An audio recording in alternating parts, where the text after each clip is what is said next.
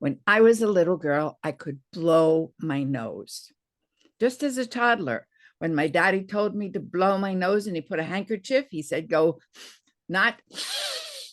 And I did blow my nose, and I still remember his hugs and kisses. Mildred, he says, look at our little girl. I wanted to please my father because my mother was always sick. And when she was sick, it just meant one thing to me. She got sick, I got sent away.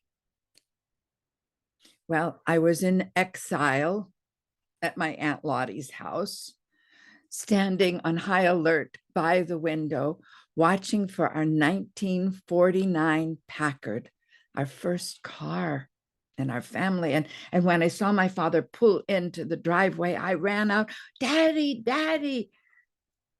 But I knew right away something was wrong because he leaned over and kissed the top of my forehead. I wanted him to sweep me up and all but fly me home. Instead, I walked with him back into Aunt Lottie's house. She had a wonderful, cozy breakfast room, and she served my father and herself some coffee, and she gave me a glass of milk. Now, sometimes my dad would take a spoonful of his coffee and put it in my milk, but he didn't do that. Not that day. They talked, and I stood right beside his chair, waiting. Finally, Aunt Lottie left the room, and I said, Daddy, I'm ready. Let's go. But my father slid off the chair, knelt in front of me. He put his hands on my shoulders and said, honey girl, oh, honey girl, you can't come home. Mother's still in bed. There's no one to take care of you. I have such a physical memory. I just moved my shoulders to knock his hands off. I put my arms akimbo under my fists under my arms, and I said to him, get rid of her. She is always sick. Daddy, take me home. I'll take good care of us. But he just left me weeping on the linoleum floor. I don't know how long I was there. He did come back for me. It could have been 2 days. It could have been 2 weeks. But to me, it felt like a lifetime before I finally rejoined my 2 brothers and my sister and my mother and father. We lived in Pittsburgh, Pennsylvania, and we lived right in the middle of the inner city. I loved the energy. I felt cocooned by the noise and shimmer of the city. But every summer, we went to the farm. My father had a brother who was a dairy farmer. 3 hours back then, 3 hours away from Pittsburgh. We'd go there for extended periods of time. My Uncle Jeff was a rascal. His wife, my Aunt Anna, was a saint. And I loved their house. Their house had high-ceilinged rooms. Some of them were small and some of them were large, but they all had peculiar odors. They didn't have running water. The only water came into the house in the kitchen with a pump that you would pump the water out. Now in America, it's very popular to have those pumps as a sort of decorative item. But that's how we got water in that house, at the kitchen sink, cold water, of course. And they used to have a very special bucket right next to the pump, and there would be a ladle in the bucket, and we all drank water when we wanted a drink from that ladle. That's the way it was. They had a wood-burning stove in the kitchen, and Aunt Anna produced the most wonderful meals on it. Then in the main room, they had a pot-bellied stove. That was the only two sources of heat. They had two staircases. One was hidden. You could sit on it and hear what people said in the kitchen, and they wouldn't know that you were listening. Oh, I loved that. But I never felt safe outside at the farm. The woods loomed around the yard, and there were nasty chickens in the yard. And you had to walk past all that to go out to the outhouse, which was a stinky, buggy, repellent place. Now, one summer afternoon, very dark clouds gathered and a huge storm started. Thunder, lightning, and sheets of rain. I loved the word the woman used in the story from the Catherine Mansfield, lashing rain. My mother just grabbed me, threw me into bed with her, told me to put a pillow over my head, and she started praying, oh no, no, please, not the end of the earth. Well, my mother's terror and the violence of the storm frightened me in equal measure, but I had to lean over and say, Mommy, I have to pee. She just moaned and rolled away from me.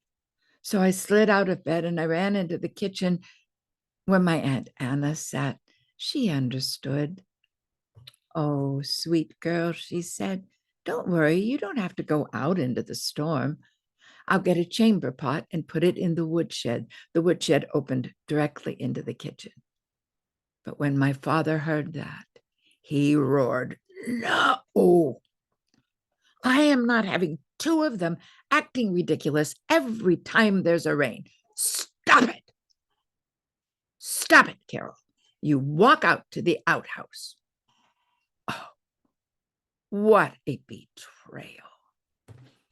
I just turned my back on him. I could not believe that my father was sending me out to face the end of the world in an outhouse. I marched out into the shrieking wind. Turns out I didn't die.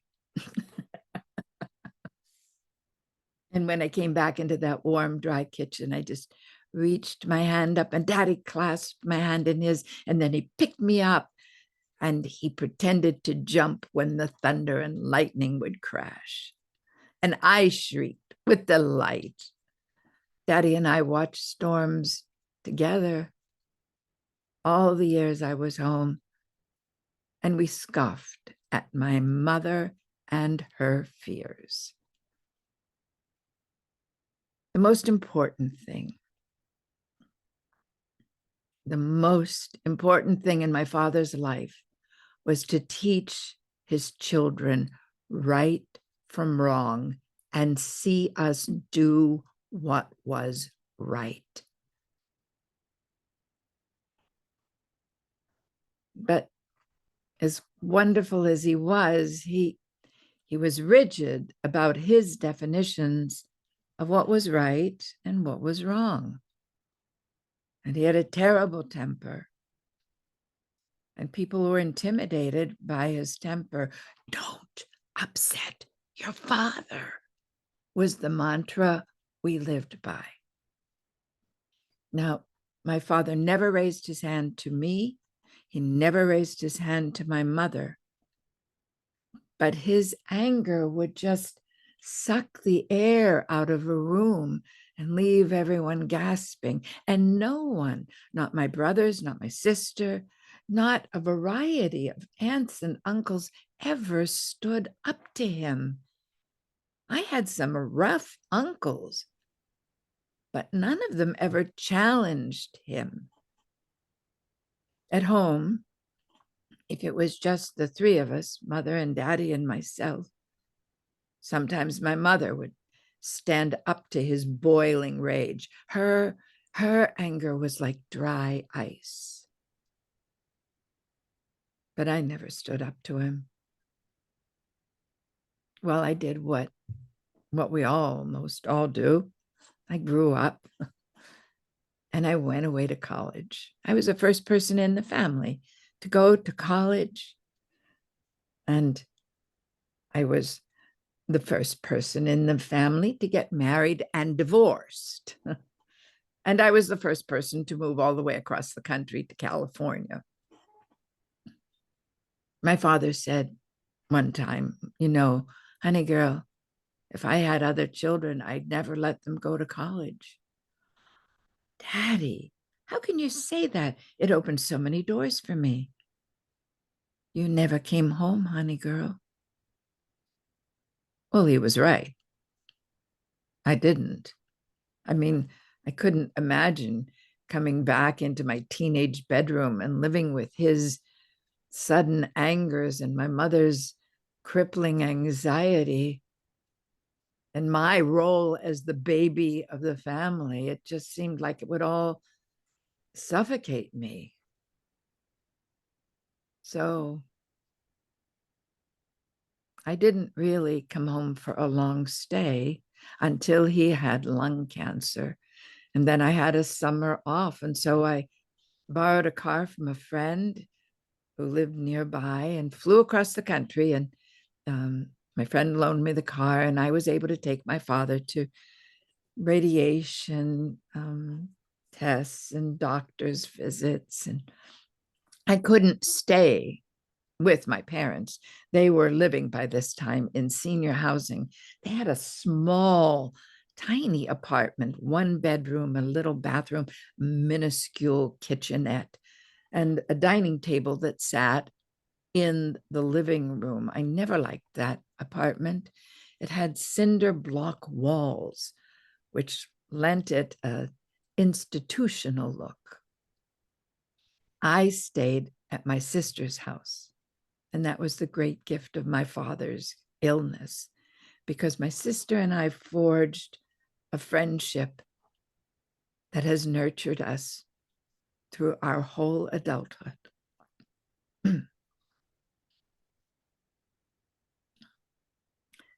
But sometimes I did sleep there on their sofa bed. And one night I was sleeping on the sofa bed. I don't even think my dad knew I was sleeping there. He, like many people who are ill, started being awake more during the night and sleeping more during the day. So at 3 o'clock in the morning, he woke my mother so that she would make him, it was oatmeal. And I didn't wake up until I heard him bellowing. I looked over. He was sitting at the table, not far from the sofa bed where I was sleeping. And he was like a child, taking his spoon and banging his spoon on the oatmeal, complaining to my mother that the oatmeal was too wet. And the milk, which he had to this wet oatmeal, was soiling the tablecloth and his night clothes. I know I startled him. I just jumped out of that bed and stood in front of him and said, "Stop it." I'd never raised my voice to my father. And my father raised his fist to me. I looked at his fist and I looked at him.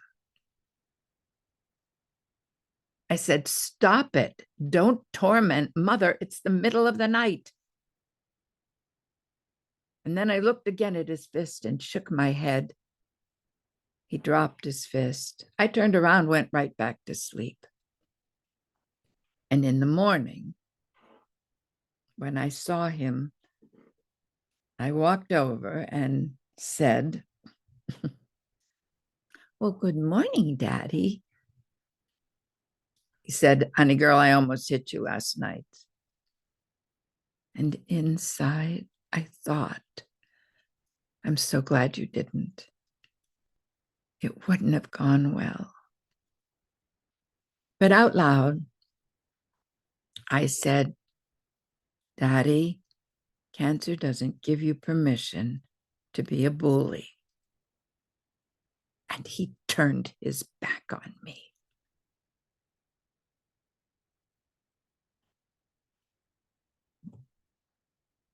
But I saw his face. I saw his face before it was hidden. And my father smiled.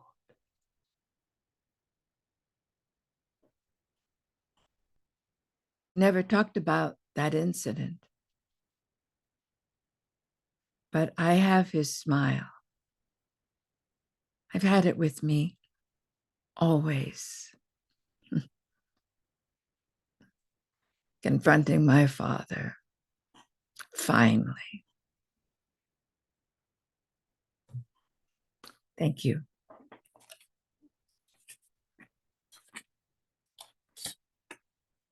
Okay, thank you.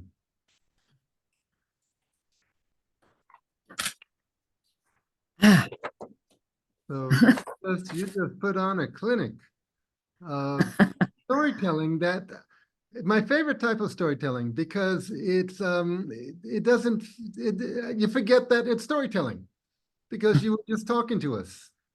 Mm. You know, we're in the midst of a relationship with you, or Mm-hmm.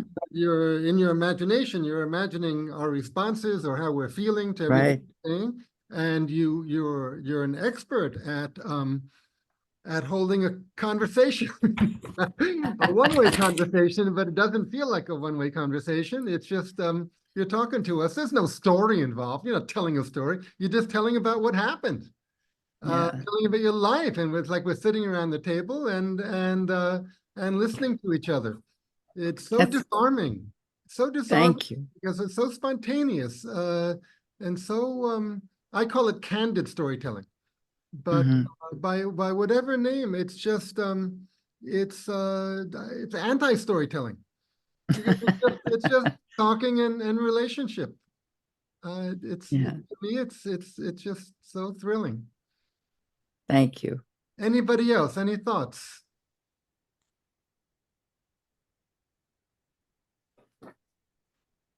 Laura?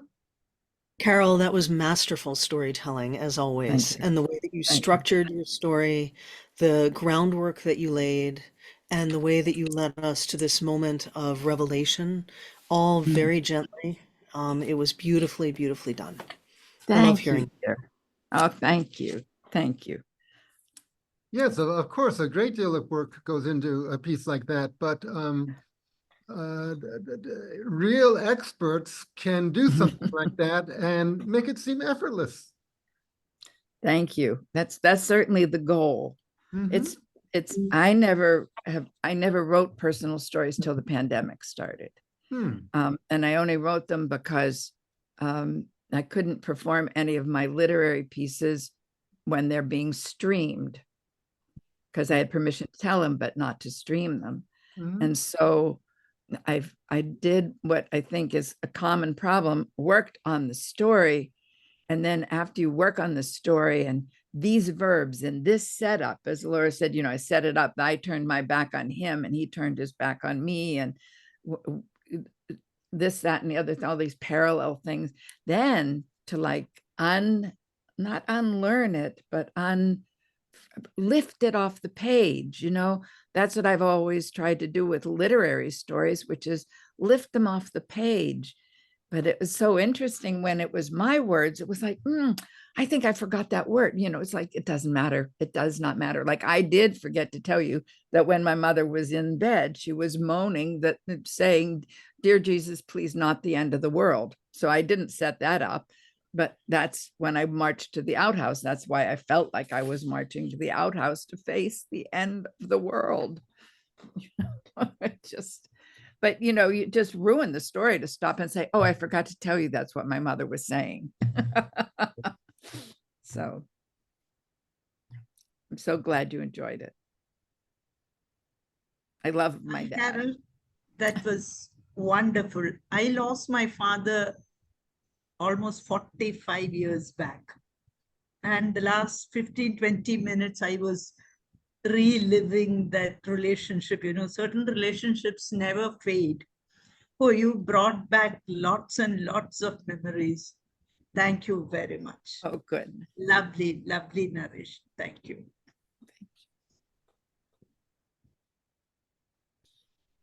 It's so hard to try and say how really terrifying his anger was without making him sound like a monster. He was not a monster, but his anger could be monstrous, you know.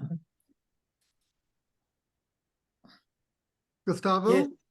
A love relationship between parents, it can be very changeable sometimes, and you certainly put the angle, the importance of this moment in the area. You just put it very beautifully. Thank you. It's very, very, very touchy. Thank you. Thanks. Well, yes, you know, of course, the story is about your relationship with your father and the others, but what was so enjoyable to me was your relationship to us, the listeners. Yeah, thank you. That's a lovely compliment.